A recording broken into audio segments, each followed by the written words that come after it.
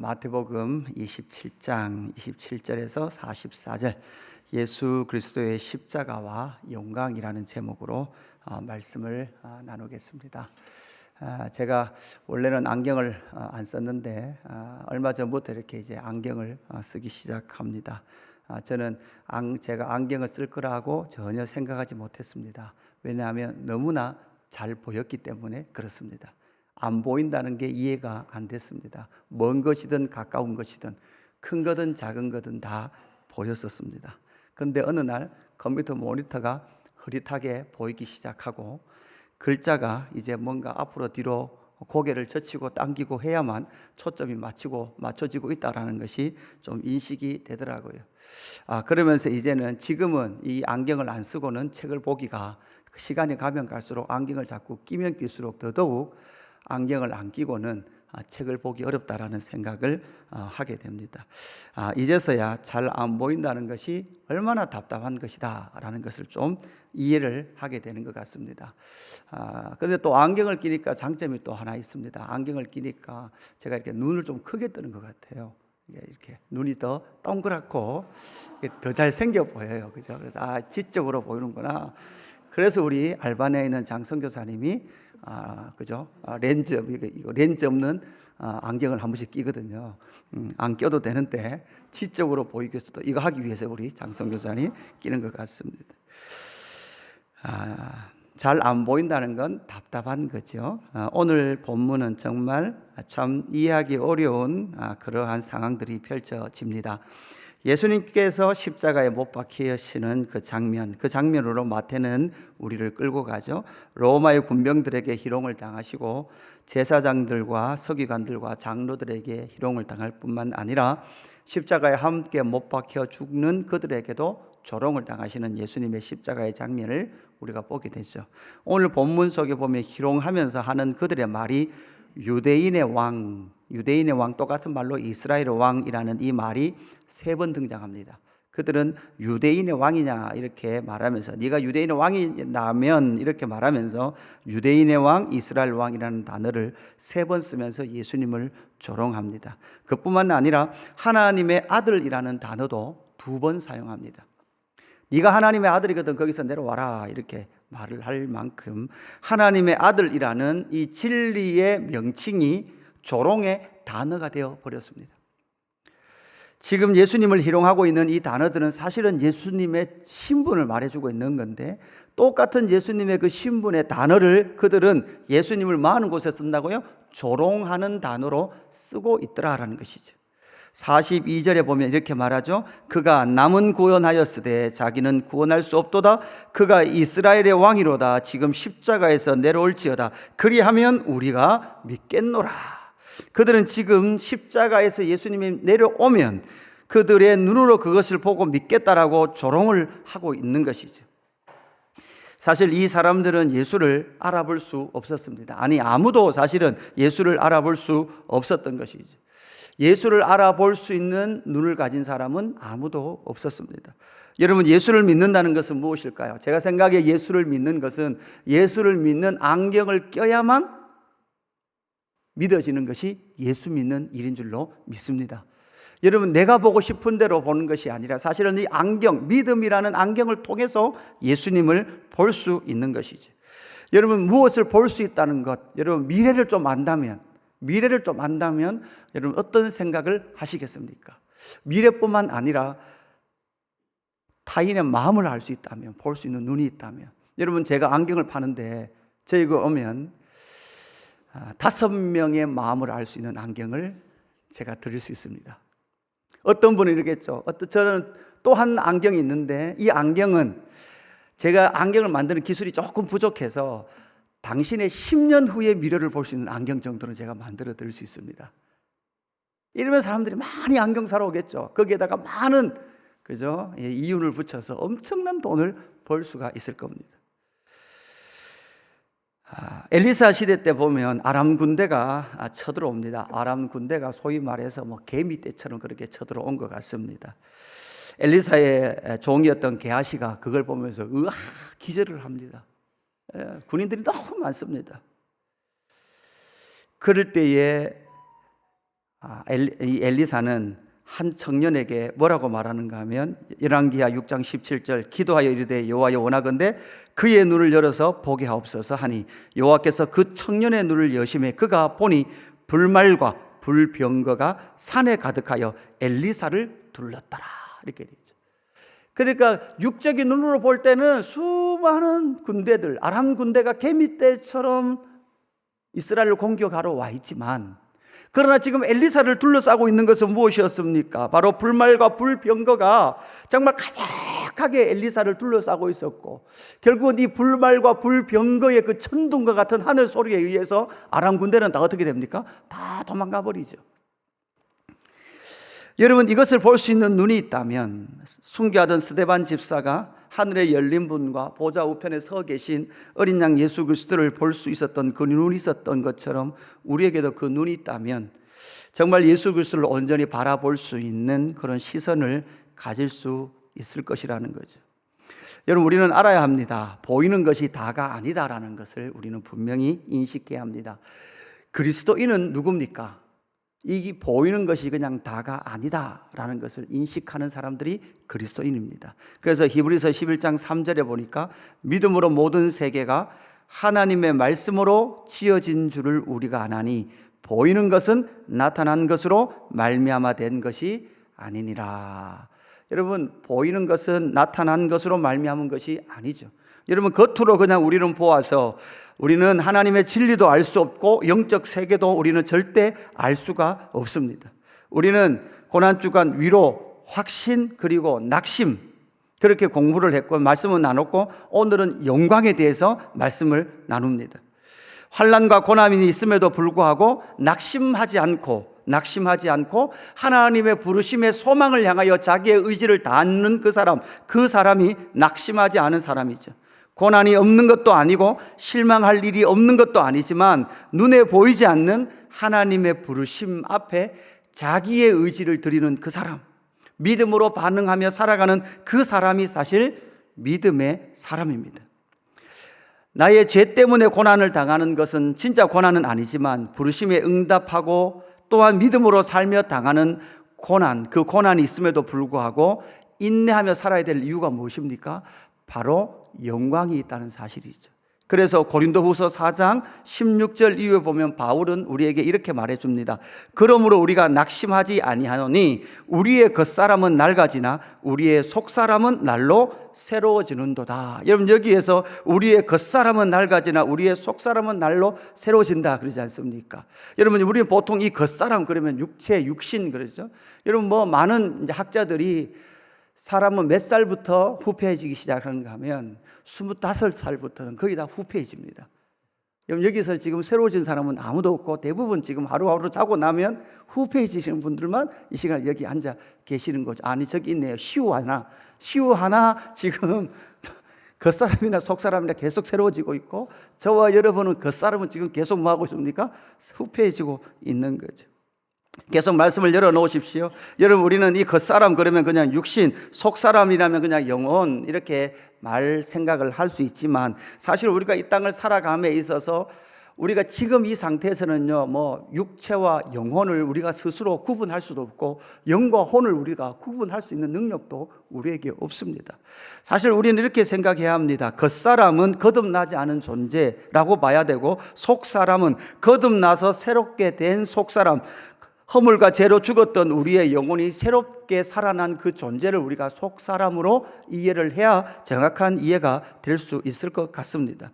그러면서 우리가 17절, 18절 두 절을 같이 한번 읽어보십시다. 17절, 18절 찾으셨죠? 시작. 우리가 잠시 받는 환난에 경한 것이 지극히 크고 영원한 영광에 중한 것을 우리에게 이루게 함이니 우리가 주목하는 것은 보이는 것이 아니요 보이지 않는 것이니 보이는 것은 잠깐이요 보이지 않는 것은 영원함이라. 아멘. 여러분 여기서 이렇게 바울은 대조를 하고 있습니다. 우리가 잠시 받는 환난에 경한 것이 지극히 크고 영원한 영광에 중한 것을 우리에게 이루게 함이니 우리가 주목하는 것은 보이는 것이 아니요 뭐라고요? 보이지 않는 것이다 이렇게 말하죠. 보이는 것은 뭐라고요? 잠깐이에요. 그런데 보이지 않는 것은 어떤 특징이 있습니까? 영원함의 특징을 가지고 있다라는 것이죠. 비교의 핵심은 무엇입니까? 이 보이는 것과 보이지 않는 것이에요. 여러분, 보이는 것은 사실 여러분 뭐에 해당되는가 하면 겉사람에게 해당되는 것이죠. 보이지 않는 것은 여러분 어디에 해당되는 것입니까? 속사람에게 해당되는 것입니다. 그러면서 잠시 받는 환난의 경함, 여러분 여기 이제 입꼬르 표시가 이게 잘못한 것 같은데 이게 똑같다는 말이 아니라 대조된다는 말이에요. 그래서 잠시 받는 환난의 경함과 반대로 고난을 당하지만 지극히 크고 영원한 영광에 중한 것, 이 두 개가 바울은 정확하게 비교를 하면서 우리에게 말해주고 있는 것이죠. 여러분, 환난에 경한 것이 왜 경한가 하면 이것은 잠시라는 거예요. 잠시. 그죠? 영원한 영광에 중한 것은, 여러분, 영광에 중한 것은 이건 영원하다는 거예요. 지금 바울은 이 말이에요. 이런 의미는 또 아니에요. 이런 의미는 아니라는 것은 뭔가 하면, 내가 당하는 고난에 비하면 너희가 당하는 고난은 세 발의 피다. 좀 참아라. 이 말도 아니에요. 내가 얼마나 많은 고난을 당하는 줄 아냐? 내가 엄청난 고난을 당하는데도 불구하고 나는 하나님의 부르심을 따라 나아가는데도 불구하고 이런 고난 당하고 있으니 너희 고난 정도는 고난도 아니니까 잘 참아라 라고 말해주는 것이 절대 아니라는 것이죠. 여러분, 다시 우리 마태복음으로 가보십시다. 예수님께서 지금 십자가의 길을 가고 계십니다. 유대인의 왕, 이스라엘 왕이라는 것을 3번이나 말을 하고 있고 하나님의 아들이라는 것을 2번이나 말을 하면서 예수님을 계속 조롱하고 있습니다. 여러분, 이 정도 조롱당하면 사실 저와 여러분이라면 대꾸라도 한마디 할 건데, 사실 대제사장들과 서기관 그리고 백성의 장로들은 보지 못하는 것이 있죠. 여러분, 무엇을 못 보고 있습니까? 예수 그리스도 안에 있는 그 영원함을 보지 못하고 있는 것이죠. 예수님은 지금 무엇을 보고 계십니까? 예수님은 지금 요한복음 3장 16절, 하나님이 세상을 이처럼 사랑하사 독생자를 주셨으니 이는 그를 믿는 자마다 멸망하지 않고 뭐를 얻게 하기 위해서? 영생. 예수님께서 지금 십자가의 길을 가는 것은 무엇입니까? 보이는 것에 잠깐이 아니라 보이지 않는 것에 영원함을 이 땅 가운데 허락하시기 위하여서 예수님은 십자가의 길을 지금 당당하게 걸어가고 계시는 거예요. 예수님께서 저와 여러분에게 내가 당한 십자가 고난만큼 너희는 고난을 당하지 않지 않느냐, 좀 인내해라, 이 말씀을 하시는 것도 아닌 것이죠.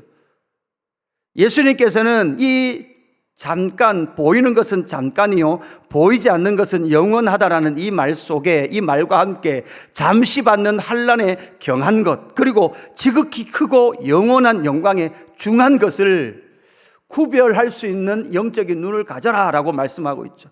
그럼 우리는 이렇게 말할 수도 있습니다. 아니 주님, 사실은 알기는 알겠습니다. 잠시 받는 환난에 경한 것에 대해서 좀 알기는 알 것 같습니다. 왜냐하면 이제 50이 거의 다 돼 가보니까요, 이게 50도 금방 오더라고요. 가만히 생각해 보니까.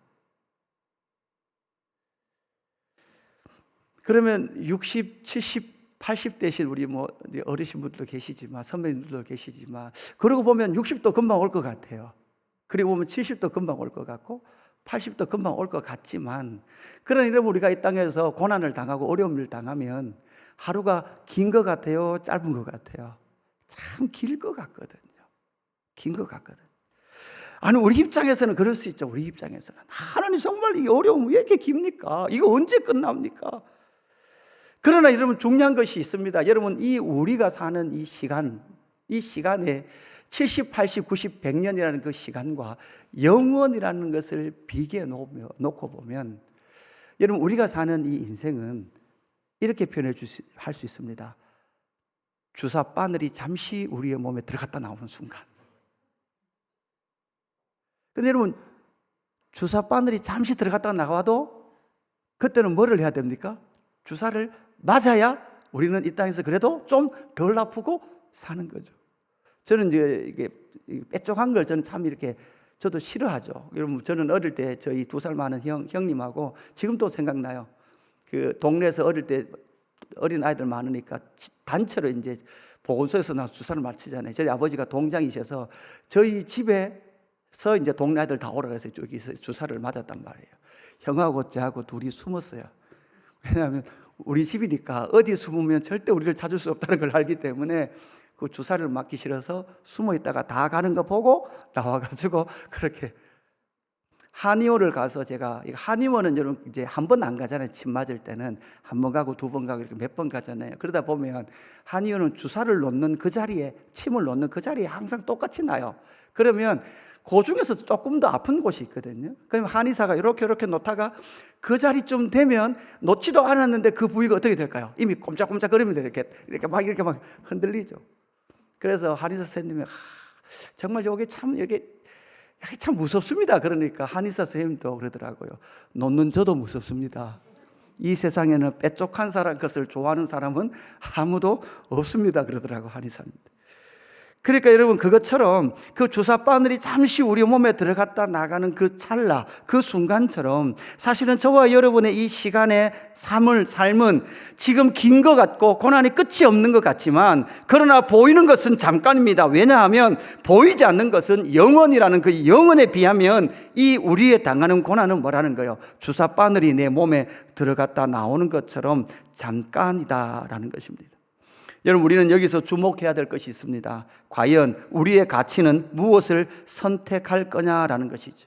여러분, 우리는 잠시 보이는 것을 선택할 것인가, 아니면 지극히 크고 영원한 영광에 중한 것을 선택할 것인가라는 것이죠. 여러분, 우리는 말로는 영원한 것을 위해서 살아갑니다라고 말하지만, 저와 여러분이 무엇을 선택하고 결정하고 어떻게 결정하고 사는가라는 그 삶의 결정들을 보면 저 사람이 정말 지극히 크고 영원한 영광에 중한 것을 선택하며 살아가는지, 아니면 안개와 같이 잠시 이 땅에 보일 것을 추구하며 살아가는지를 우리는 선택하는 것을 보면 이해를 할 수가 있고, 그 사람의 가치가 어디에 있는 것을 우리는 이해를 할 수 있게 되는 것이죠.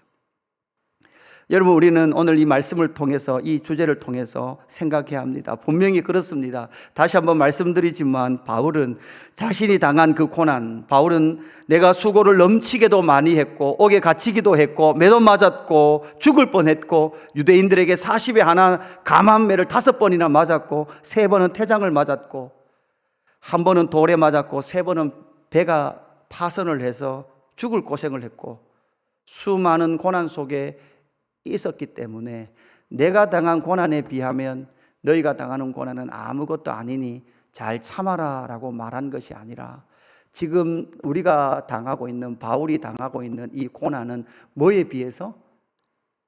보이지 않는 영원한 것의 그 중함에 비하면 지금 당하는 나의 고난과 너희의 고난은 무엇과 같다? 찰나와 같고 잠시와 같고 금방 없어질 안개와 같다라는 것을 우리에게 말해주고 있는 것이죠. 예수님은 지금 십자가를 지십니다. 그 십자가 지시는 그 모든 여정 속에 저와 여러분에게 주실 영원한 영광에 중한 것, 하나님이 세상을 이처럼 사랑하사 독생자를 주셨으니 이는 그를 믿는 자마다 뭐를 주기 위하여? 영생을 주시기 위하여. 예수님 그 십자가를 참아 나아가고 계시다라는 사실입니다. 여러분, 찬송가 작가 중에 페니 크로비스라는 작가가 있습니다. 아마 찬송가 중에 가장 많은 찬송을 작가한 사람일 겁니다. 1820년 3월 미국 뉴욕에서 태어납니다. 그런데 태어나서 의사의 잘못된 처방으로 생후 6주 만에 그는 시력을 잃습니다. 그리고 95세까지 앞을 볼 수 없는 맹인으로 살아가게 됩니다. 앞을 볼 수 없는 상태로 살아가죠. 그가 1살 되었을 때에 자기의 아버지는 세상을 떠났고, 자기를 신앙으로 키웠던 할머니는 11살에 세상을 떠나 하나님 품에 안기게 됩니다. 38살에는 자기가 사랑했던 동일한 시각 장인이었던 벤 엘티슨이라는 사람과 결혼을 하게 됩니다. 그리고 아름다운 귀여운 아이 하나를 낳았는데 그 아이도 생후 6개월 만에 병으로 먼저 떠나보내게 됩니다. 그리고 나서 남편도 하나님께서 데려가시게 되죠. 그러나 그의 인생 가운데는 자기는 언제나 행복한 찬송 작가다, 그렇게 말을 하며 살았다고 합니다.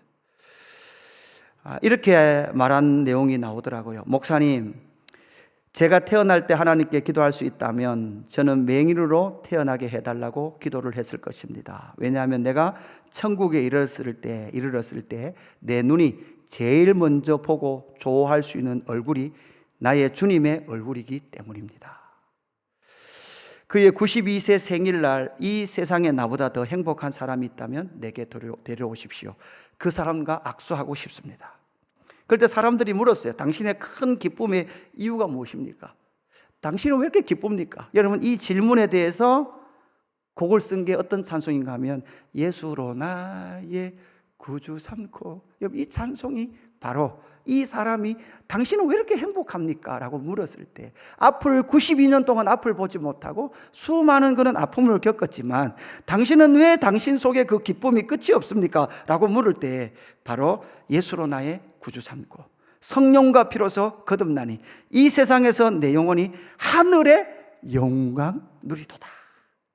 그러니까 자기가 당하는 이 땅의 그 고난은 잠시라는 거예요. 잠시라는 것이고, 자기가 누려야 될 그 영광, 앞으로 자기에게 주어질 그 영광은 영원하다는 것, 하늘의 영원한 영광의 그 중함의 어떠함을 그는 보았기에 육신의 눈은 볼 수 없지만 영의 눈을 들어서 그 영원한 영광의 중한 것을 볼 수 있었던 것이죠. 그가 너무나 가난해서 버스 요금 5달러가 없었다고 합니다. 하나님, 5달러가 없어서 내가 오늘 저 버스를 탈 수 없습니다. 그런데 갑자기 누군가 초인종을 누르더니 문을 열고는 5달러를 집안에 던지고 가더래요. 그걸 보고 지은 찬송이 나의 갈 길 다가도록. 사실 제가 이 찬송 약간 뒤에 만사형통하리라, 이거 무슨 일을 만나든지 만사형통하리라, 이 가사 때문에 좀 성도들이 좀 오해하는 것 같아서 제가 잘 부르기를 별로 안 좋아했던 찬송이거든. 근데 이 찬송 안에는 이 비밀이 있더라고요. 나의 갈 길 다가도록 예수 인도하시니 내 주 안에 있는 긍휼 어찌 의심하리요. 믿음으로 사는 자는 하늘 위로 받겠네.